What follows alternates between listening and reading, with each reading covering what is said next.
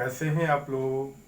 आज हम लोग अगली कड़ी जो है मोलेकुलर बेसिस ऑफ इनहेरिटेंस के बारे में बात करेंगे। और आज के सीरीज में हम लोग बात करेंगे जेनेटिक कोड और ट्रांसलेशन की। बच्चों, इससे पहले हमने आपको ट्रांसक्रिप्शन बताया था। क्या आप बता सकते हैं कि ट्रांसक्रिप्शन और ट्रांसलेशन में क्या अंतर है? ट्रांसक्रिप्शन और ट्रांसलेशन में क्या अंतर है? ट्रांसक्रिप्शन में डीएनए के मैसेजेस को ट्रांसफर किया जाता है आरएनए में, और ट्रांसलेशन में आरएनए की मैसेज को यूज किया जाता है प्रोटीन सिंथेसिस में। एक और सवाल, क्या आप रेप्लिकेशन और ट्रांसक्रिप्शन को डिफरेंशिएट कर सकते हैं?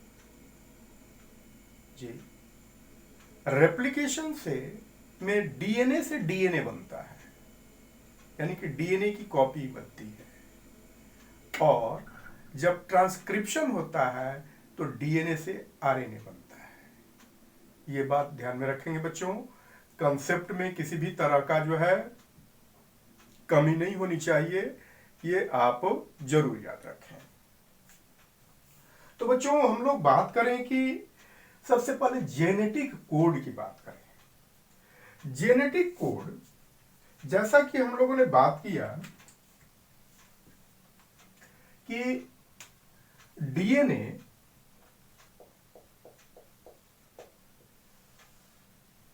से क्या बना? आरएनए, यानी कि डीएनए के मैसेजेस को आरएनए में ट्रांसक्राइब किया गया और आरएनए के मैसेज को प्रोटीन में ट्रांसलेट किया गया। ये ट्रांसक्रिप्शन।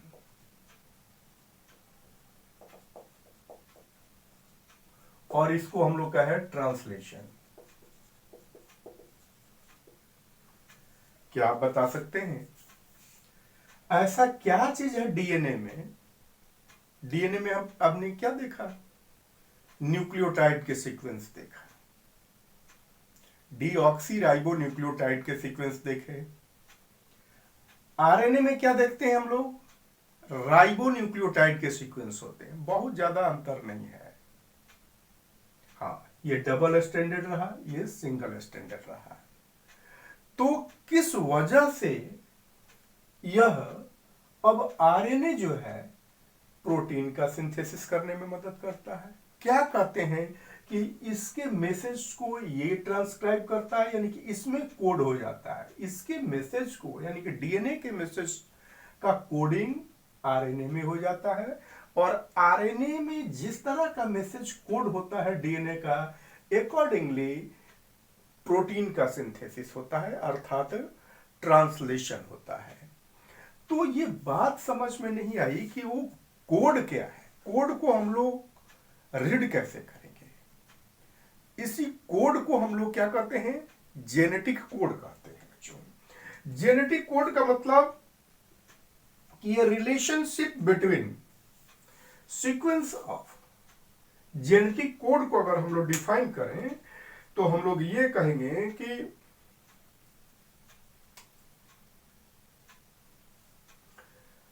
जेनेटिक कोड, तो हम लोग ये बात करें कि रिलेशनशिप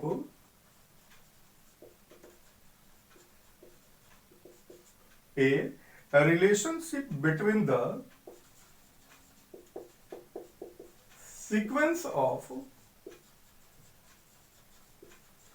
nucleotides in mRNA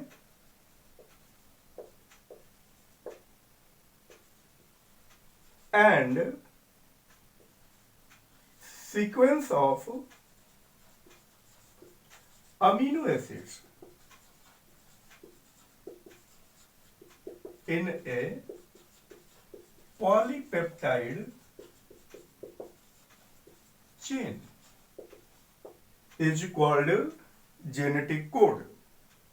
ध्यान दीजिए, यानी यही बात बताया गया कि डीएनए का जो मैसेज है आरएनए में, आरएनए के अकॉर्डिंगली प्रोटीन का निर्माण होता है। अर्थात अगर हम लोग बात करें कि प्रोटीन बच्चों, प्रोटीन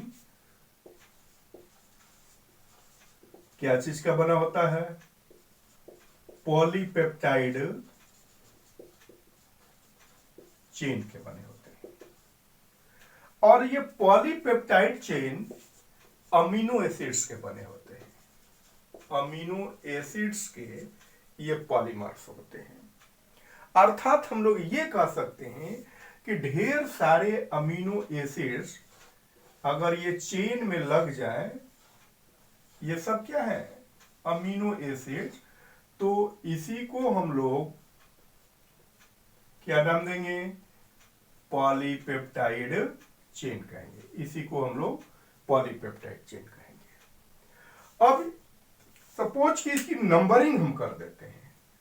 मान लिया जाए ये है नंबर 1 2 3 4 5 6 7 8 9, सपोज कर लिया जाए ये ऐसे नंबर के अमीनो एसिड्स हैं। इनमें से किसी का भी अगर सीक्वेंस चेंज कर दीजिएगा ना, तो वह पॉलीपेप्टाइड का नेचर क्या हो जाएगा? चेंज हो जाएगा। अगर सपोज कर लीजिए कि आप 2 वाले के केवल 1 के जगह पर लगा दीजिए और 1 वाले को 2 के जगह पर लगा दीजिए, तो समझिए कि ये पॉलीपेप्टाइड चेन क्या हो जाएगा? अलग तरह का हो जाएगा।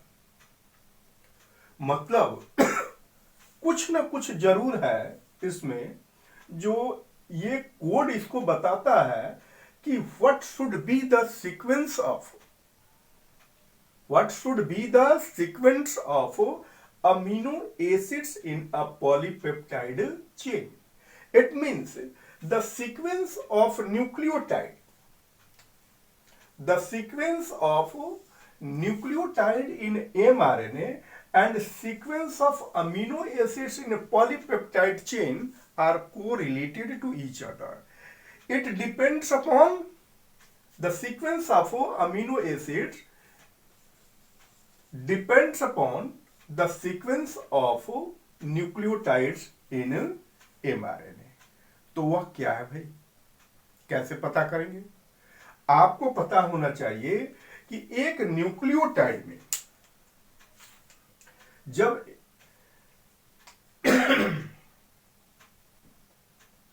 एक न्यूक्लियोटाइड में क्या चीज है? शुगर, फॉस्फेट और ये नाइट्रोजनस बेसिस, ये फिक्स्ड है। ये है क्या चीज? नॉन वेरिएबल है। बट ये बच्चे क्या हो सकता है? 4 हो सकते हैं। एडेनिन, गुआनिन, साइटोसिन एंड इसमें क्योंकि ये एमआरएनए की हम लोग बात कर रहे हैं तो यूरासिल हो सकता है। मतलब कहीं ना कहीं इनका ये डिटरमाइन नहीं करेगा। इनका सीक्वेंस जो होगा एक न्यूक्लियोटाइड्स में डिटरमाइन करता है अमीनो एसिड्स का सीक्वेंस। और इस चीज का पता कब चला? इस चीज का पता जो है चला गैमो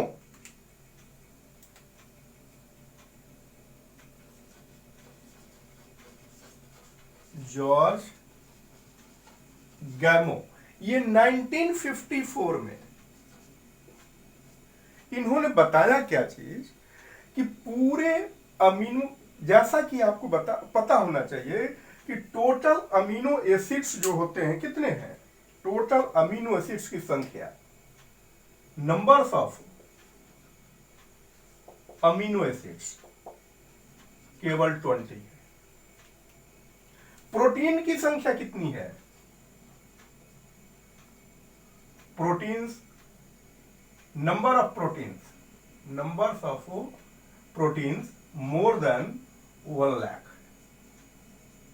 अब बताइए ये कैसे संभव है? 20 अमीनो एसिड्स 1 लाख से अधिक प्रोटीन की संख्या को कोड करते हैं, यानी कि यही अरेंज हो करके अलग अलग तरह के प्रोटीन्स का निर्माण करते हैं। जैसे बच्चे आपने इंग्लिश में कितने लेटर पढ़े हैं? 26 लेटर्स पढ़े हैं, और इन 26 लेटर से मिला करके कितनी ज्यादा संख्या में वर्ड्स बन चुके हैं ये हम लोगों को पता नहीं है। उसी तरह से आप देख पा रहे हैं कि अमीनो एसिड्स की संख्या कितनी है? 20, और प्रोटीन बनने की संख्या कितनी हो गई? इन्हीं से बनते हैं। कितना है? 1 लाख से ज्यादा। अब ये आपको बात होना चाहिए कि इस प्रोटीन को बनाने के लिए जो कोड का इस्तेमाल हुआ यही 4 कोड है, AGCU। मतलब कि ये जॉर्ज गैमो ने बताया कि नंबर्स ऑफ जो नाइट्रोजनस बेसेस हैं 4 हैं। अगर एक एक नाइट्रोजनस बेसिस एक एक अमीनो एसिड को कोड करे तो केवल 4 अमीनो एसिड कोड होंगे, लेकिन ये 4 अमीनो एसिड्स 20 ये 4 नाइट्रोजनस बेसिस 20 अमीनो एसिड्स को कैसे कोड करेंगे, ये थ्योरेटिकली पोस्टुलेट किए कि 4 अगर अमीनो एसिड है और इनको कोड करना है तो कम से कम जो है इनकी कितने को ये लेटर एक साथ होने चाहिए। तो उन्होंने बताया कि 3, यानी कि 4 × 4 × 4, यानी कि 64। अगर ये नाइट्रोजनस बेसिस ट्रिपलेट हो जाए, nitrogenous bases are triplet in the form of codon, यानी कि एक एक कोडोन जो है ट्रिपलेट हो जाए, अर्थात एक अमीनो एसिड को कोड करने के लिए अगर 3 लेटर का कोडोन एक बने तो आसानी से ये सारे के सारे अमीनो एसिड्स कोड हो सकते हैं। क्योंकि अगर 2 अमीनो एसिड्स आप ये 2 का अगर लीजिएगा, 2 यानी कि 2 नाइट्रोजनस बेसिस को अगर आप कोड बनाइएगा तो 4 × 4 अर्थात 4 स्क्वायर होगा, यानी 16 अमीनो एसिड्स ही कोड हो पाएंगे। उसे ज्यादा से ज्यादा कितने अमीनो एसिड कोडेड होंगे? 16 होंगे। कैसे पता चलेगा? 4 और कितने लेटर के हैं? 2 लेटर के, तो 4 का पावर 2 कर दीजिए, यानी कि 4 × 4 16 होगा, अर्थात 16 ही अमीनो एसिड्स इनके कोडेड होंगे, बाकी 4 जो है कोडेड नहीं होंगे। तो मिनिमम इनकी ट्रिपलेट होने की संभावना उन्होंने व्यक्त किया, जो बाद में जाकर के ये कंफर्म भी हो गया। ठीक है, तो इस तरह से थ्योरेटिकली उन्होंने पोस्टुलेट किया। किसने पोस्टुलेट किया? जॉर्ज गैमो ने किया, और इसको कंफर्मेशन भी मिला बाद में जाकर के प्रैक्टिकली कि एक कोडोन जो होता है वो कैसा होता है? ट्रिपलेट होता है। तो बच्चों इसमें और कुछ जाति, देखिए ये कंसेप्ट था। अब इसमें होता क्या चीज है, क्या चीज क्वेश्चंस आते हैं, इनके फीचर्स आते हैं। जेनेटिक बात करेंगे कि salient features of genetic code, यानी कुछ जो इंपॉर्टेंट फीचर्स हैं जेनेटिक कोड के, उनकी बात हम लोग कर रहे हैं। तो पहली बात हम लोग करें कि द कोडोन इज ट्रिपलेट। पहला बात क्या जाएगा? Codon is triplet. ठीक, ये अभी हम लोग बात पढ़े भी। और 61 कोडोन्स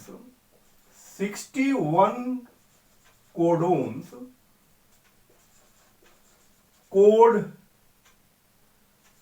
अमीनो एसिड्स। अभी तो हम लोग बात किए थे कि 64 था, 4 इंटू 4 कितना हुआ, 64 हो गया। तो 64 कोडोन्स की बात हम लोगों ने किया, तो ये फिर हमने क्यों लिखा कि 61 कोडोन्स ही कोड करते हैं अमीनो एसिड्स के। जी हाँ, उसमें बात करते हैं कि 3 कोडोन्स, 61 की तो बात हो गई, 3 कोडोन्स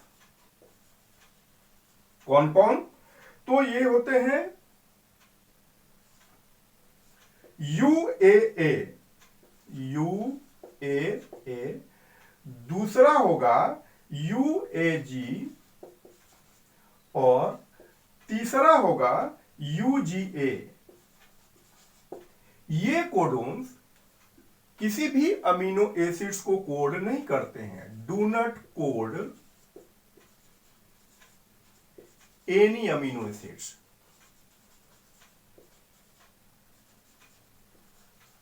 इनको हम लोग क्या कहते हैं, इनको स्टॉप कोडन कहते हैं, स्टॉप कोडोन्स।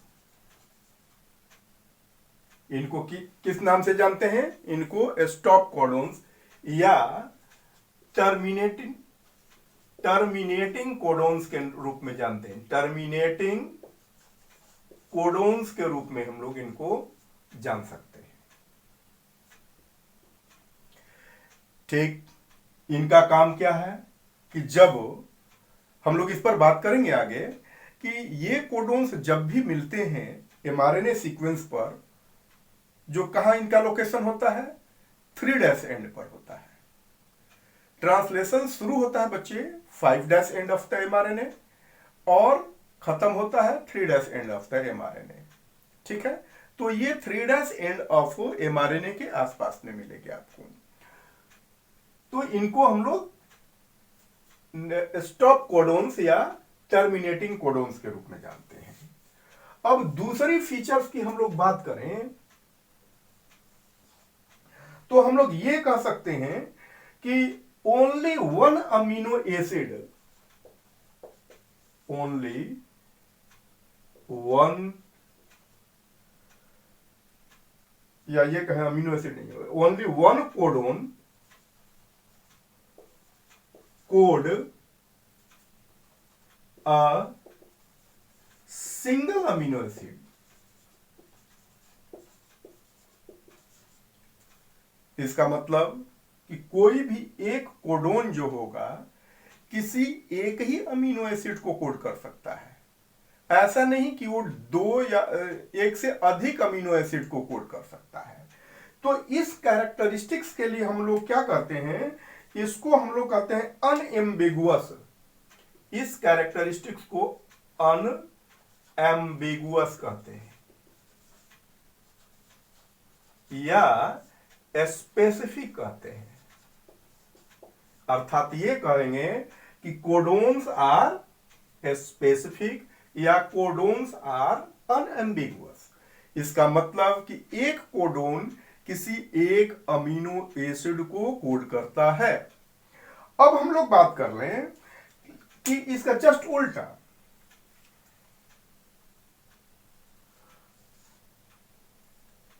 बहुत सारे ऐसे अमीनो एसिड्स होंगे, बहुत सारे ऐसे अमीनो एसिड्स आपको मिलेंगे, यानी कि सम अमीनो एसिड्स,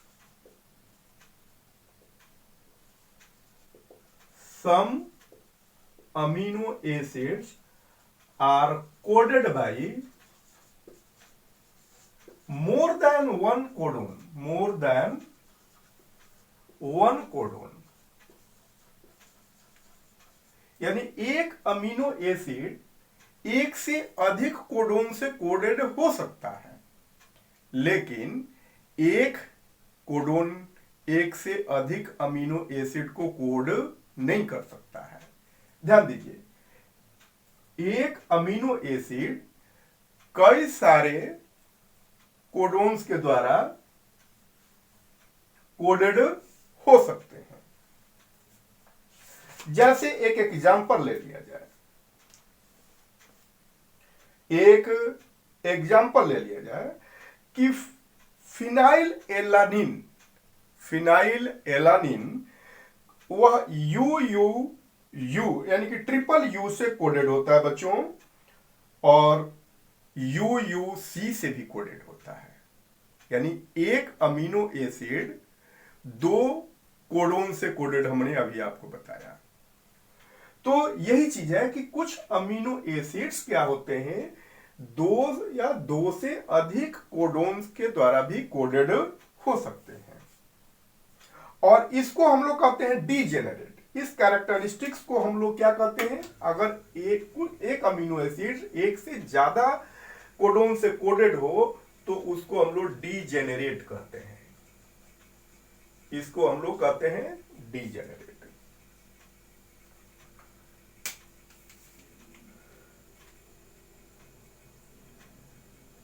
चौथा की अब हम लोग बात करें कि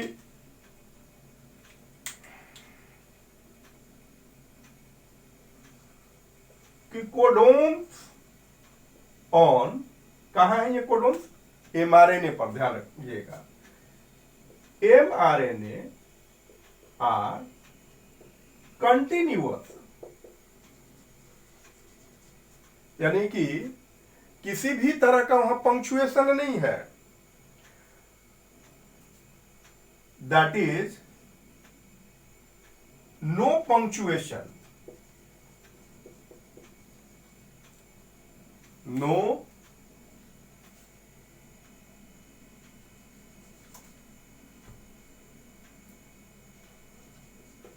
पंक्चुएशन, अर्थात कॉमालेस है। ठीक है। और पांचवा जो बात करते हैं कि कोडोन्स आर यूनिवर्सल,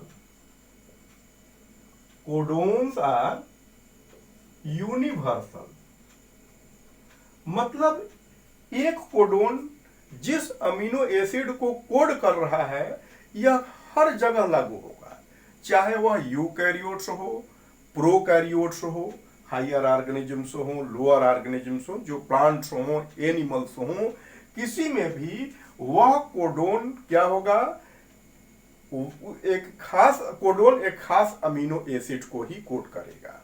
इसी चीज को हम लोग क्या कहते हैं, यूनिवर्सल कहते हैं। लेकिन इसके कुछ एक्सेप्शंस हैं। क्या एक्सेप्शंस हैं? एक्सेप्शंस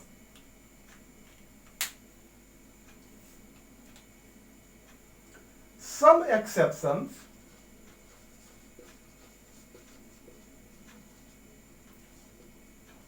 found in, कहां पाया गया है, तो in some protozoans कुछ अलग देखा गया है, और एंड माइटोकॉन्ड्रिया, माइटोकॉन्ड्रिया में कुछ और कुछ प्रोटोजोन्स में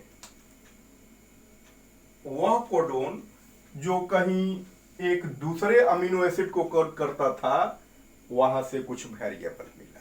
ये कुछ एक्सेप्शंस हैं। अब अगली बात हम लोग करें, सिक्स जो है कि AUG एक ऐसा कोडोन है, AUG इसका ड्यूअल फंक्शन है। ये एक ऐसा कोडोन है, इसका दो काम है, ड्यूअल फंक्शन।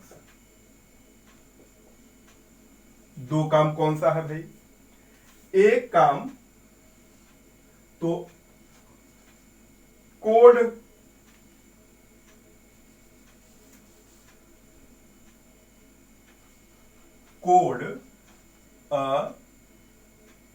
स्पेसिफिक अमीनो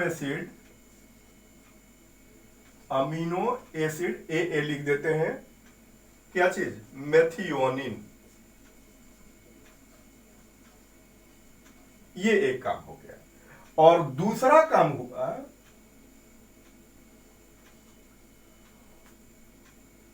इन इनिशिएशन पॉइंट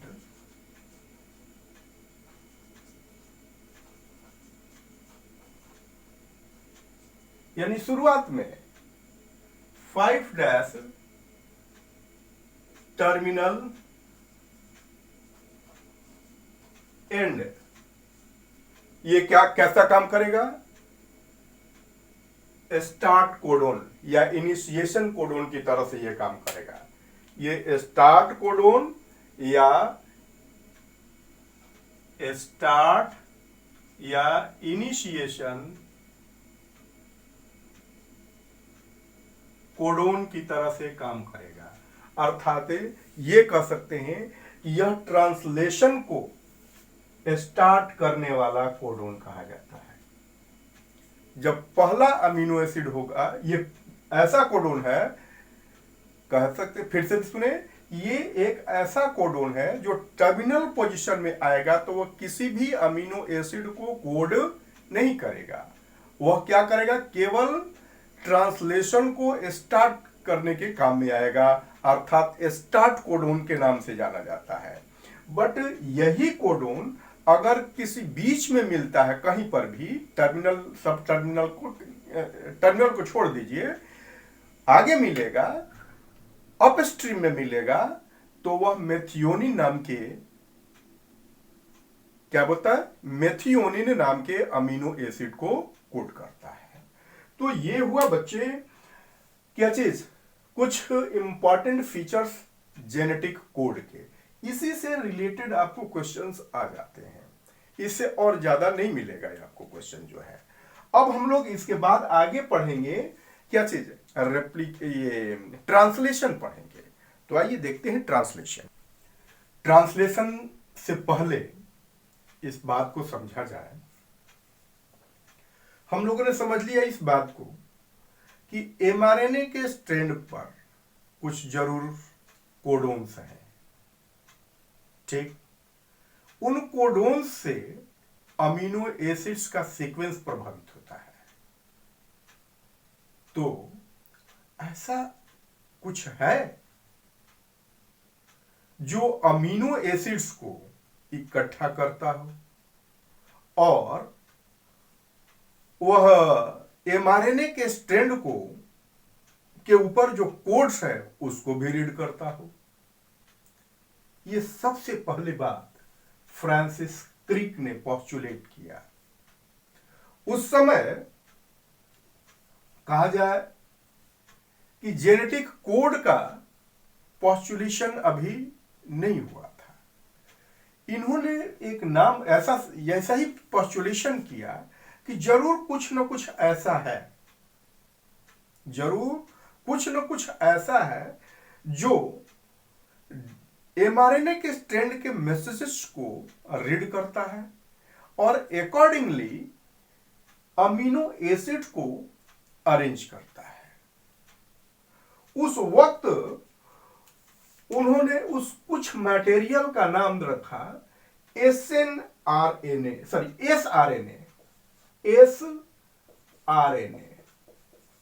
मतलब सॉल्युबल आरएनए।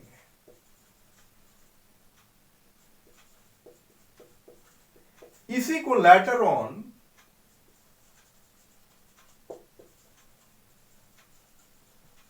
टीआरएनए कहा गया, यानी कि एडेप्टर मॉलिक्यूल कहा गया है। क्यों?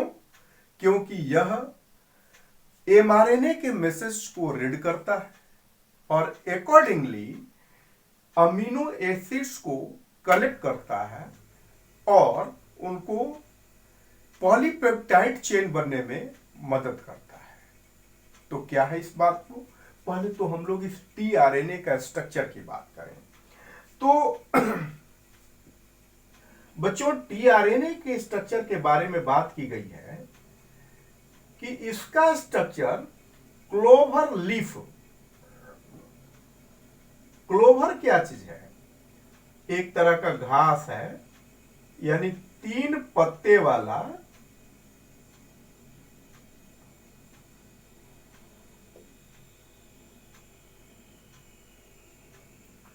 ये हुआ टीआरएनए का एक मॉडल कर सकते हैं।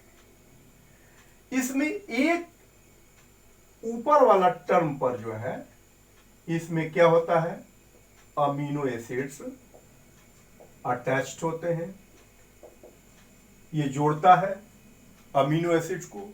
और यहां पर जो भाग होता है, इनमें 3 नाइट्रोजनस बेसेस के होते हैं, नाइट्रोजनस बेसेस होते हैं, और इनको हम लोग एंटीकोडोन्स कहते हैं।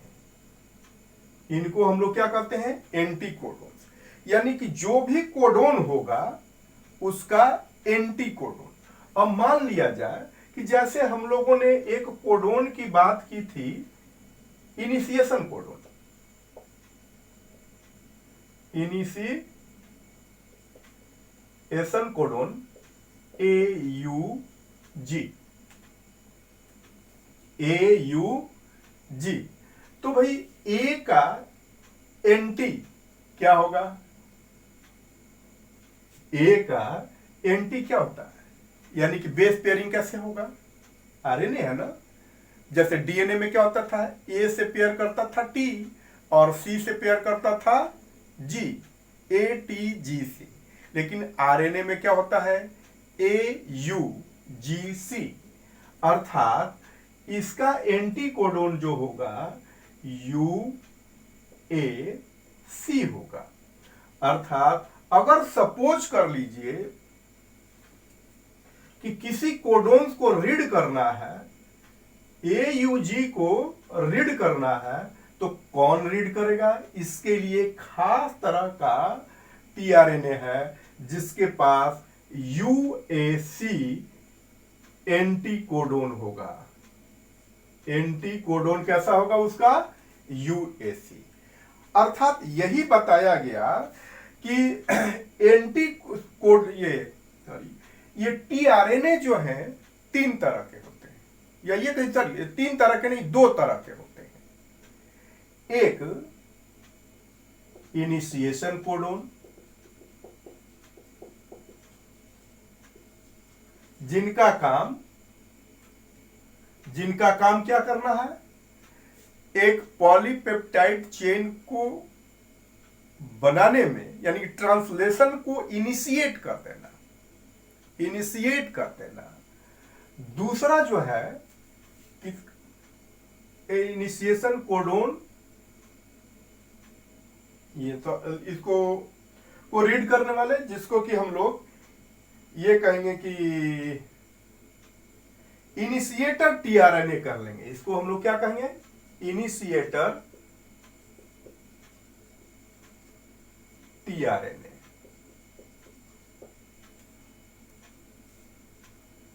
और दूसरा क्या होगा, पॉलीपेप्टाइड बनाने के लिए जो न्यूक्लियोटाइड्स के जो सीक्वेंस होंगे उनको रीड करके अमीनो एसिड्स का जो चेन बनाएगा, उसमें यानी कि चेन इलोंगेशन टीआरएनए, यानी चेन को इलोंगेट करने वाले चेन इलोंगेशन टीआरएनए। 2 तरह के ये कोडोन हो गए। तीसरा तरह का कोडोन तो होगा नहीं, यानी कि कोई भी no tRNA for stop codons. Stop codons के लिए किसी भी तरह का टीआरएनए नहीं होता है। तो ये टीआरएनए की बात करते हैं बच्चे, क्या है इस प्रोसेस में, ये टीआरएनए का रोल क्या है, इसको कैसे काम करना होता है। तो होगा क्या चीज कि यह जो भी एक खास टीआरएनए एक खास अमीनो एसिड को क्या करता है, लेकर के आता है, कहां पर, एमआरएनए के स्टैंड पर। और जो वहां पर कोडोन्स है, यानी कि उसी एंटी कोडोन्स के साथ होता है ये, और तभी उसके साथ एक खास अमीनो एसिड आता है। तो आगे हम लोग बात करते हैं कि कैसे वह पॉलीपेप्टाइड चेन का फॉर्मेशन होता है वहां पर, यानी कि ट्रांसलेशन होता कैसे है। बात कर लें ट्रांसलेशन, ये एक बार फिर से हम लोग ट्रांसलेशन को रिपीट कर लेते हैं कि the process of polymerization of polypeptide chain with the help of amino acid as per information coded on mRNA is called as the translation. ठीक। अब ट्रांसलेशन, जिस तरह से ट्रांसक्रिप्शन बच्चे हम लोग पढ़े थे, ट्रांसक्रिप्शन यूनिट था एक जो ट्रांसक्रिप्शन करने के लिए रिस्पॉन्सिबल था, उसी तरह से ट्रांसलेशन यूनिट्स भी होता है। अब ट्रांसलेशन यूनिट्स को देखिए हमने 5 भागों में बांटा है। वो क्या चीज? पहले तो एमआरएनए। एमआरएनए पर क्या क्या चीज होगा? एमआरएनए पर स्टार्ट कोडॉन्स होंगे, पहले बात हो चुकी है हमारी। उसके बाद स्टॉप कोडॉन्स होंगे, ये भी बात हो चुकी है। उसके बाद रीजन ऑफ पॉलीमराइजेशन, यानी कि लंबा चेन जहां बनना शुरू हो जाता है, इसकी भी बात हो गई।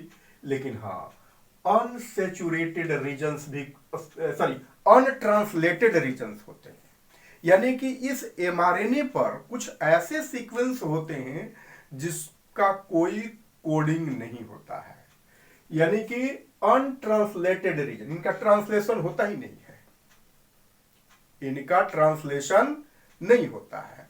इनका पोजीशन कहां होता है? इनका पोजीशन बिफोर इनिशिएशन कोडोन और आफ्टर स्टॉप कोडोन होता है, यानी कि 5' एंड में कहां होगा? इनिशिएशन कोडोन से पहले, और 3' एंड में स्टॉप कोडोन्स के बाद इनका पोजीशन होता है, जिनका कोई ट्रांसलेशन नहीं होता है। तो ये तो होगा एमआरएनए स्ट्रैंड की बात। अब उसके बाद टीआरएनए जरूरत पड़ती है। इसमें ट्रांसलेशन में टीआरएनए का बहुत बड़ा रोल है, अभी हम लोगों ने इसकी चर्चा कर ली। उसके बाद राइबोसोम्स होते हैं। राइबोसोम्स के 2 यूनिट होते हैं बच्चे, 30S और 50S। 30S और 50S, इसका जोड़ दिया जाए तो कितना होगा? 70S in prokaryote. 70S होते हैं ये प्रोकैरियोट्स में, और 80S होता है क्या चीज में? यूकैरियोट्स में। तो उस पर अभी हम बात नहीं करते हैं। और क्या चीज की जरूरत है इसमें? अमीनो एसिड्स की जरूरत है, और फिर कुछ एंजाइम्स की जरूरत है, जो ये मिल करके क्या करते हैं? ट्रांसलेशन करते हैं। तो अब हम लोग बात करें एक्चुअली क्या चीज का? मैकेनिज्म ऑफ ट्रांसलेशन, यानी कि ट्रांसलेशन एक्चुअली होता कैसे है, क्या होता है ट्रांसलेशन में, इस पर बात कर रहे हैं। हाँ बच्चों, हम लोग बात कर रहे थे कि ट्रांसलेशन के लिए क्या करने की जरूरत है, क्या क्या स्टेप्स हैं, इन पर बातें की जाए। तो सबसे पहली बात हम लोग कर लेते हैं कि ट्रांसलेशन के लिए अमीनो एसिड्स, जैसा कि हमने आपको बताया कि बहुत सारे अमीनो एसिड्स एक साथ मिल करके एक पॉलीपेप्टाइड चेन का निर्माण करते हैं। तो ये अमीनो एसिड्स का इन साइटोप्लाज्म में सबसे पहले क्या होता है? एक्टिवेशन होता है। ये साइटोप्लाज्म में भरपूर मात्रा में पाए जाते हैं। सबसे पहले इनका क्या होगा? एक्टिवेशन होगा। एक्टिवेशन मीन्स इनका एटीपी से कॉम्बिनेशन होगा, एटीपी से कंबाइन करके ये एक्टिवेट हो जाएंगे। That means activation of amino acid. अब ये एनर्जेटिक हो गए। अब फिर क्या हो गया? जब ये एनर्जेटिक हो गए तो अब ये टीआरएनए से, एक स्पेसिफिक टीआरएनए से कंबाइन करते हैं। इसको हम लोग कहते हैं चार्जिंग ऑफ टीआरएनए, या दूसरे शब्दों में हम लोग एमिनो एसिलेशन करते हैं। अर्थात एक amino specific amino acid tRNA पर ट्रांसफर चला जाता है, और जब टीआरएनए पर चला गया तब क्या होगा? अब इनिशिएशन ऑफ पॉलीपेप्टाइड चेन होगा। एक पॉलीपेप्टाइड चेन का इनिशिएशन होगा। तो वो पॉलीपेप्टाइड चेन कैसे इनिशिएट होगा? आप देखिए, ये एमआरएनए का स्ट्रैंड है, 5' to 3'। ट्रांसलेशन होता है। सबसे पहले एक छोटा यूनिट जो होता है राइबोसोम्स का 38 हमने दिखाया है इसको। सबसे पहले इसका कॉम्बिनेशन होता है, फिर बड़ा यूनिट जो है 40S वाला वो कंबाइन करता है, क्योंकि ये प्रोकैरियोट्स की हम लोग बात कर रहे हैं, ट्रांसलेशन इन प्रोकैरियोट्स। ये कंप्लीट एक स्ट्रक्चर तैयार हो जाता है। आपको पता होना चाहिए राइबोसोम्स को हम लोग क्या कहते हैं, protein factory of the system कहते हैं, सेल कहते हैं। अब इसके अंदर में देखिए 3 साइट हम लोगों को स्पष्ट पता चलता है। एक को हम लोग कहते हैं ए साइट। इस साइट से एक स्पेसिफिक नया टीआरएनए यानी कि चार्ज्ड टीआरएनए जो है एंट्री होती है, ठीक। फिर वह पी साइट पर चला जाता है। वो किस साइट पर चला जाएगा, पी साइट पर चला जाएगा, और ए साइट फिर क्या हो जाएगा, खाली हो जाएगा। अर्थात अब इस पर एक दूसरा नया टीआरएनए, स्पेसिफिक टीआरएनए आएगा। अब जब ये दूसरा आ जाएगा तो ये पी साइट वाला क्या हो गया, अब ई साइट से निकल जाएगा, और उस पर जो अमीनो एसिड है इससे एक पेप्टाइड बॉन्ड के द्वारा बॉन्डेड हो जाता है। आप जैसा कि देख सकते हैं इसमें, देखिए पहला इनिशिएशन कोडोन AUG हमने माना है, इसके साथ ये इनिशिएटर कोडोन है। दूसरा हमने सपोज किया है कि एक एलानिन को कोड करने वाला टीआरएनए आया। एलानिन को कोड करने वाला कोडोन क्या चाहिए, GCA, और इस टीआरएनए में एंटी कोडोन क्या है, CGT है। यहां अमीनो एसिड है, क्योंकि यह तो किसी अमीनो एसिड को कोड नहीं करता है, लेकिन इसके साथ जो है इसको क्या करता है, स्टार्ट करने में मदद कर दिया। अब होगा क्या चीज कि ए साइट पर अब दूसरा कोई एक नया टीआरएनए एक स्पेसिफिक अमीनो एसिड को लेकर के आएगा, और ये आगे बढ़ जाएगा। यानी कि अब ये इनिशिएटर कोडोन जो है वो आगे बढ़ करके यानी कि ए साइट से ई साइट से वो फ्री हो जाएगा, जिसको हमने यहां पर दिखाया है। देखिए यहां एक पी साइट पर पहले से बहुत सारे अमीनो एसिड्स को लेकर के एक चेन बना रहा है। ए साइट पर एक नए एंट्री हो रही है टीआरएनए की, जो कि स्पेसिफिक अमीनो एसिड लेकर के आ रहा है।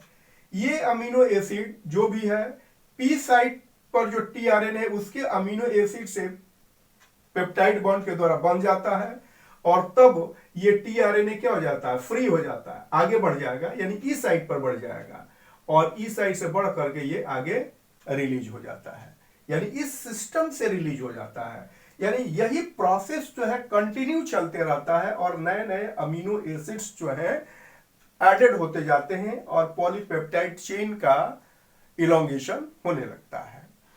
ये तब तक चलते रहता है जब तक कि टर्मिनेटिंग कोडोन्स नहीं आ जाते हैं। जैसे ही ये टर्मिनेटिंग कोडोन्स आते हैं, वहां किसी भी तरह का टीआरएनए का कोडिंग तो होता नहीं है। टर्मिनेटिंग कोडोन्स किसी भी टीआरएनए के द्वारा नहीं कोड होते हैं, तो ऑटोमेटिकली ये स्पेस क्या हो जाता है, वैकेंट हो जाता है, और तब यहां से चेन का जो है टर्मिनेशन हो जाता है। अर्थात ये कह सकते हैं कि ट्रांसलेशन ही टर्मिनेट हो जाता है, और तब ये पॉलीपेप्टाइड चेन यहां से रिलीज हो जाता है साइटोप्लाज्म में। तो इस तरह से बच्चे क्या हुआ, एक पूरी तरह से पॉलीपेप्टाइड चेन का निर्माण हुआ और ट्रांसलेशन का प्रोसेस समाप्त हुआ।